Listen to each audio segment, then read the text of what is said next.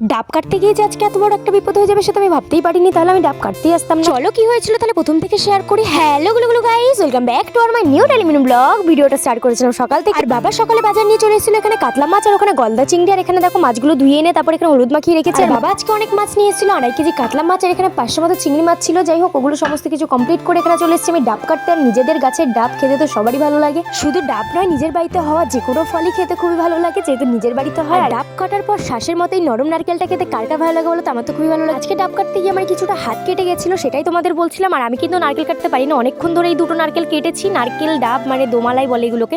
দেখো হাতটাও কিছুটা কেটে গেছে। দেখো আমি দিদিকেও দিয়ে দিয়েছি একটু শ্বাস খাওয়ার জন্য। তারপরে দেখো আমি চলে গেছিলাম পুজো দিতে, স্নান টান করে এখানে পুজো টুজো কমপ্লিট করে আবার বসে গেছিলাম খেতে। রান্না কিন্তু অনেক কিছু হয়েছিল, আমি শুধু এই দুটো জিনিসই নিয়েছিলাম। মাছ খেতে কারা কারা ভালোবাসে অবশ্যই জানিও। আর আমি কিন্তু খুব একটা বেশি ভালোবাসি না, তবে আমি একটু বড় মাছ ভালোবাসি, সেই কারণে আমি মাছ দিয়েই ভাত খেয়ে নিলাম।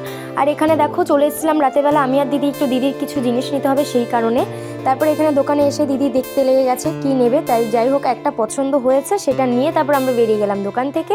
তারপর আবার গেছিলাম আরও একটা দোকানে, মিটিকের দোকানে এসে প্রথমেই দিদি নিয়ে নিয়েছিল মাম্মামের জন্য একটা ব্রাশ, আরও কিছু নিয়ে নিয়েছিল। তারপরে এসেছিলাম সোনার দোকানে। সোনার দোকানে এসে কিন্তু দেখো ফার্স্টে পেয়ে গেছিলাম কিছু আজব প্রাণীর দেখা। আর এখানে দেখো সব আজব প্রাণীরা দেখো একদম হাসতেই ব্যস্ত। আমার বান্ধবীরা এখন খুব সুন্দর একটা বিজনেস স্টার্ট করেছে, যেমন ধরো এদিকে লিপ বাম বা লিপস্টিক এগুলোর বিজনেস স্টার্ট করেছে। আর এখানে দেখো ও পারফিউমের বিজনেস স্টার্ট করেছে। যারা যারা কিনতে চাইছো অবশ্যই ওদের থেকে নিও, যেহেতু ওরা আমার বান্ধবী সেই কারণে আমি ওদের ফ্রিতে প্রমোশন করিয়ে দিলাম। তো তোমরা ওদের থেকে পারচেস করতে পারো। সরি গাইস, পুরোটাই ছিল মজা। যাই হোক, সোনার দোকানে এসে দেখো যেটার জন্য এসেছিলাম নাকের জন্য, আমার কিন্তু নাকটা ফাঁকা, আমি নাক এখনো ফোটাইনি। আসলে আমার নাকের পরে মনে হচ্ছিল আমাকে বুড়ি বুড়ি লাগছিল, যে কারণে আমি আর নাকই ফোটাবো না। যে কারণে দেখো এখানে ফুচকা টুচকা খেয়ে এখানে কিছু জিনিসটা চলে এসেছিলাম বাড়ি। থ্যাঙ্কস ফর ওয়াচিং, দেখা হচ্ছে নেক্সট